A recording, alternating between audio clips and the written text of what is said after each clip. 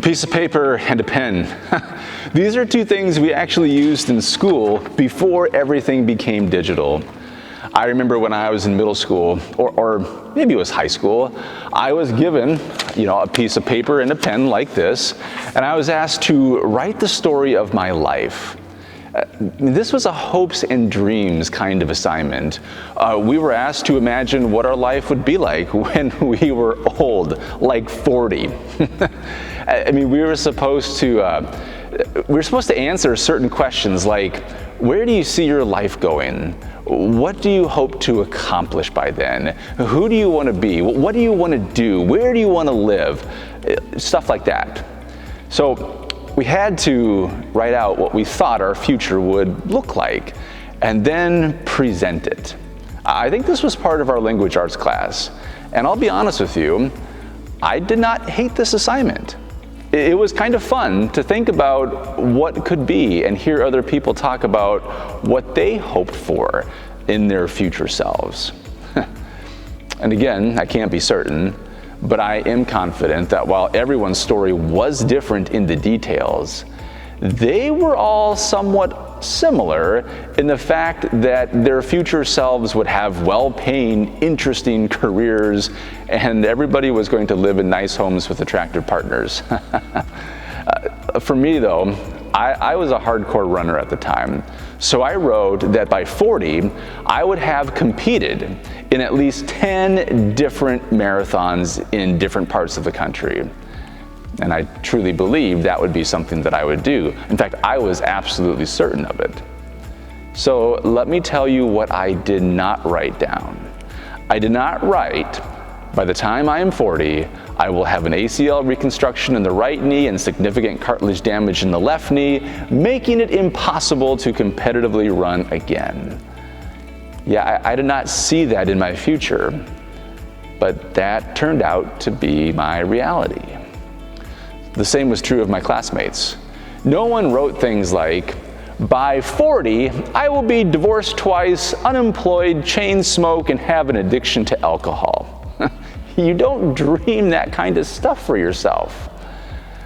So it was an enjoyable assignment, but I was terrible at guessing where my life would go and what my life would be like.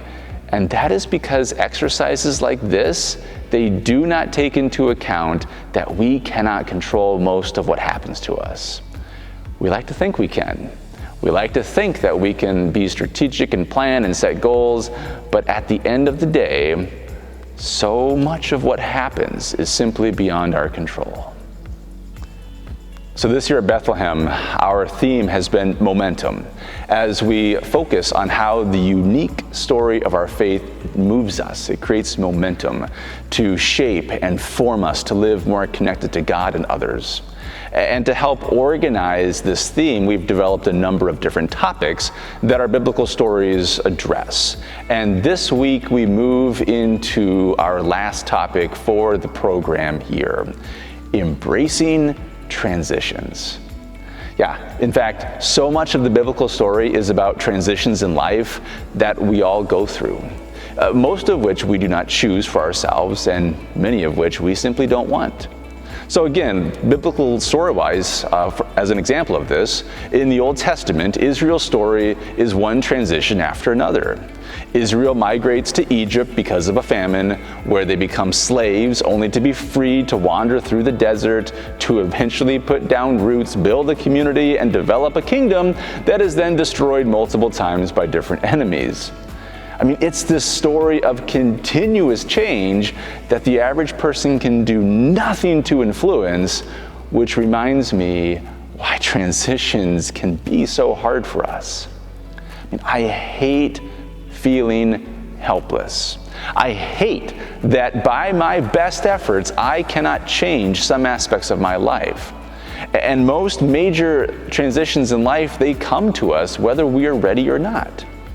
So again, think about this. Life does not ask you if you are financially ready to get laid off, or if you have access to good medical care before getting a major concussion. Life does not care if you are emotionally ready to have a child with chronic health conditions. Or if you are a student, life does not care if you are bullied in school. Life does not slow down to let you work through your divorce. Life does not ask if you are okay with getting cancer. And life surely doesn't care if you die before you have done all that you wanted to do. I mean, no one hopes for these things. No one writes them into their life stories, and yet these unwelcome major disruptions come to us, and they lead to significant transitions in life. In my experience, many people cope with unwelcome transitions by either looking back to the past or forward to the future. So again, to use a biblical example, when the people of Israel were freed from Egypt and encountered the harshness of the wilderness, they looked back to the past and thought about how life really wasn't so bad back in Egypt as slaves because, well, at least they weren't hungry. Or they kept telling themselves how much life would be better when they entered the promised land that God was leading them to. So coping with life by trying to recreate the past or live into the future is uniquely human. And again, some more examples just to help flesh this out a bit. So I see this quite a bit. In fact, I did this too. So when new parents can't stand the incessant crying of their infant, they begin to say things like, "Oh, I cannot wait until she can talk. Yes, life will be so much better in the future when she can do that and actually tell us what she wants. Then I'll be so much happier." But then she starts to talk. And as a teenager, she talks very well, and she uses her words to tell you that you are the stupidest, most horrible parent on the face of the planet, and you begin to think, "Oh, if only you were sweet like you used to be when you were little.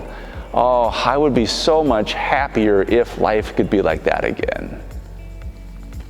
So I want you to think about this. How often do you use past or future tense language to deal with life? I wish things were like they used to be when my spouse was still alive. Those were the best years of my life. How do I recreate that? Or, well, when I make more money, then I can take a break and spend time with you. I'm just really busy right now. Please leave me alone. Things will get better soon, I promise. Yeah, I don't think this is how God intends us to live as God's good creation. And the biblical story speaks of another way to deal with life's transitions.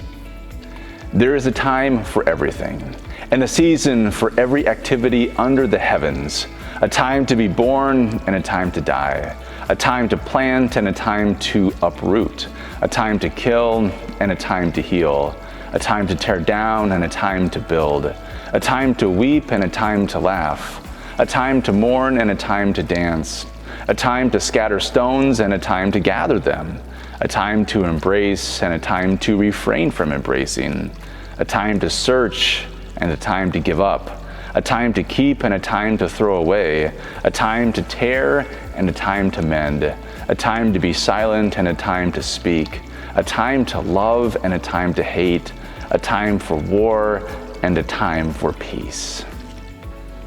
In our focus text today, the author speaks of the seasons of life, that there is a time for everything.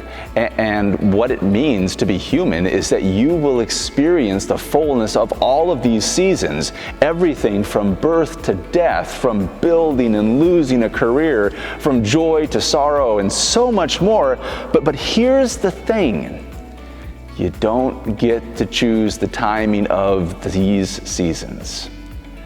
And the advice that the author gives in Ecclesiastes is that instead of avoiding the hard seasons of life by looking to the past or looking to the future, simply embrace the present moment. This wisdom tradition says that wholeness and healing in life come when we're able to thank God while celebrating the joy and leaning into the hardships that each day brings. Because regardless of what season you are in, God is fully present.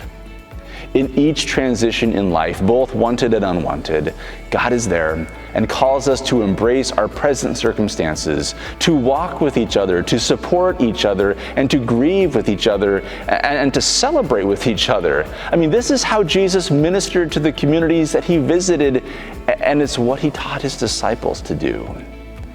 So hear the good news today. Life ebbs and flows.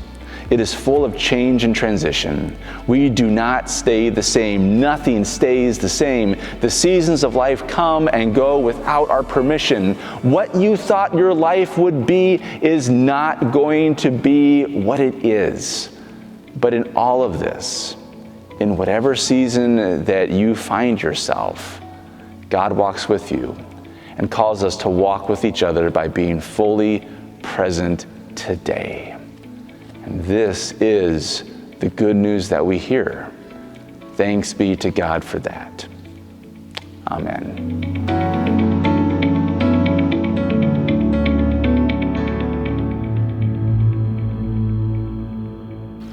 As a way of taking our focus text today, as well as the reflection on that text, just a bit deeper and applying that more directly to your personal lives, here are 2 reflection questions to help you do that.